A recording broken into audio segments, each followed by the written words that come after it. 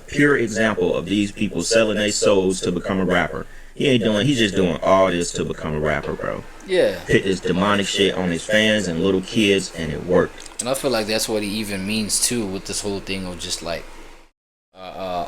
him thinking that, you know, these are the blessings, you know, for him sacrificing for what he wants. He just wants to be like, you know, this is like pick me vibes, you know what I'm saying? But within the music industry, within the rap community, right? Niggas just like desperately doing whatever, you know what I'm saying, to get the attention by any means necessary. It's kind of like these OF demons, right?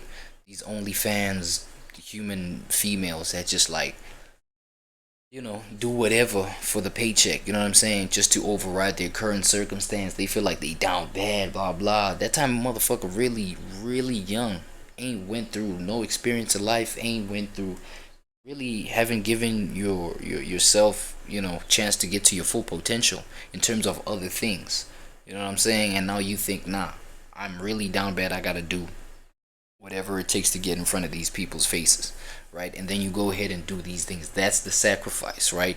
Because I feel like even like sacrificing can just be viewed in the sense that, you know, this we do live in a world where it's nothing but digital footprint, right?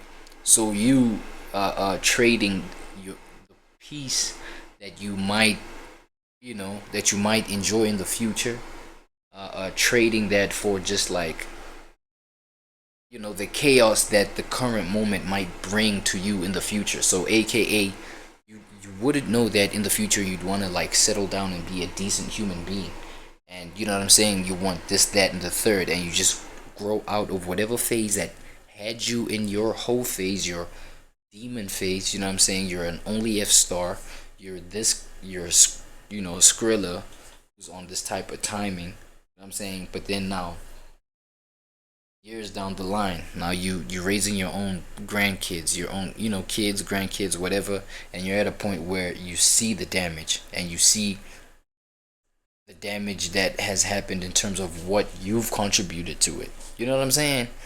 And just like the chaos that's gonna come as a consequence of that in the future, for not only, you know, your own family and children, but the environment, the society.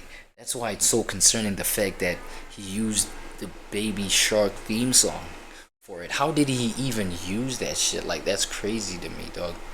Let me let me see if Copilot knows anything about this, bro.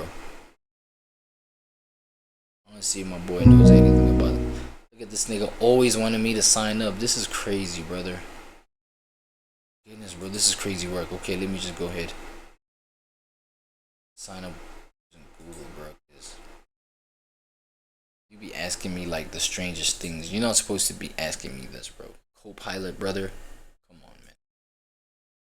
I just want to know if you know, if you know about this whole 6-7 thing, bro. Come on, bro. All right now.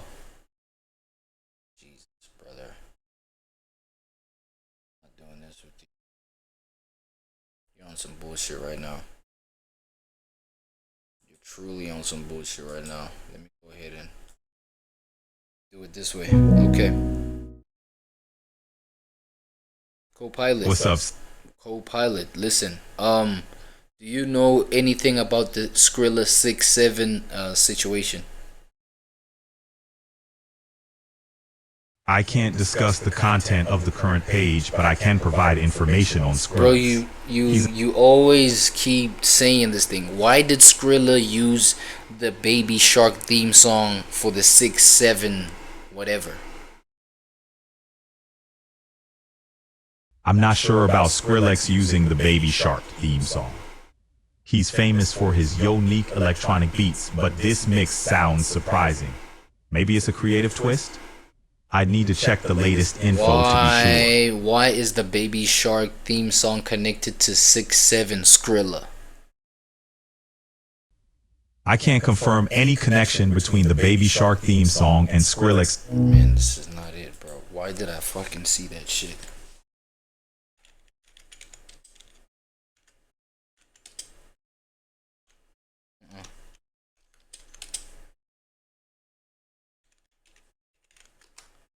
Did I hear like some wrong shit?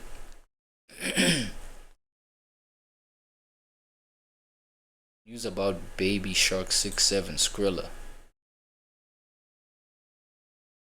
Skrilla's ACL.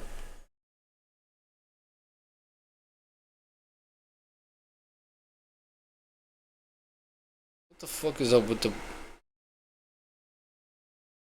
Must have been Cap. Either way, dog. Like, nah, this is not it.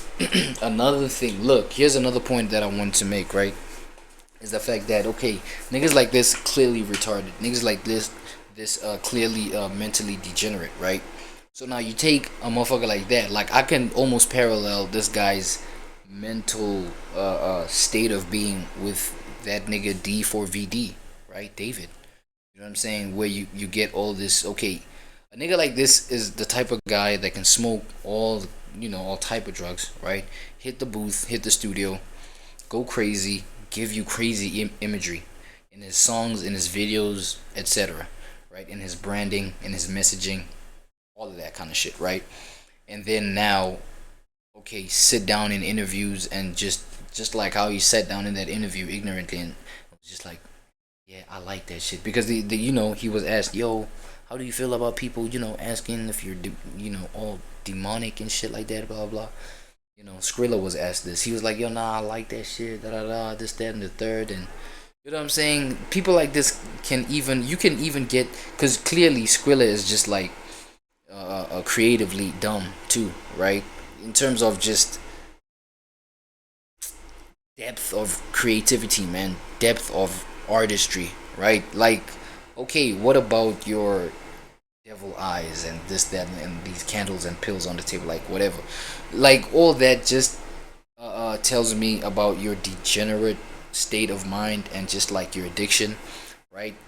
But now, okay, Skrilla is whatever. Now, David though, right? You get an artist like D4VD, he's gonna like go in depth. I don't think that nigga was a sober nigga completely, right? He also was probably taking all type of just uh, uh um yeah, just drugs and all that kind of shit, right?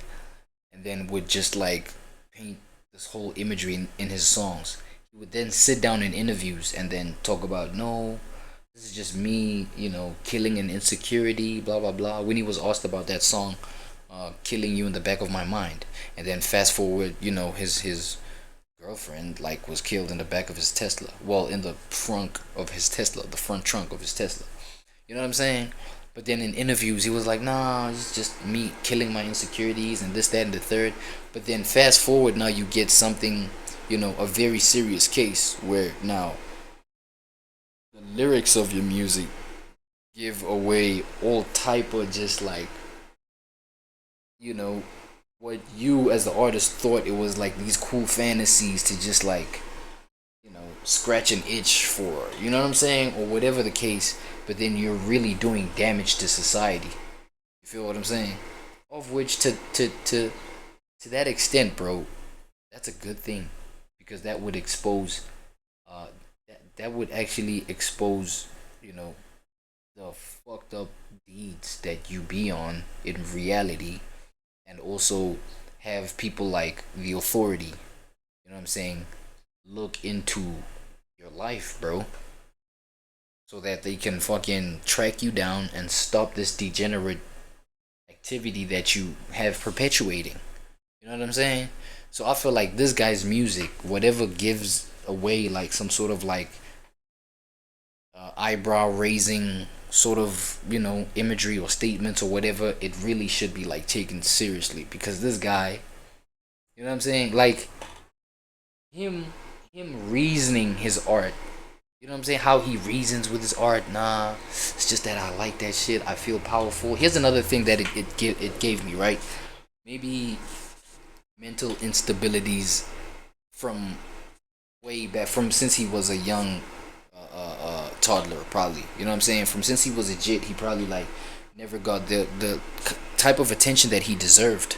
You know what I'm saying? So these kind of kids, they end up just wanting attention and trying to get attention by any means possible. You know what I'm saying? Like through whatever degenerate means possible. Feel what I'm saying?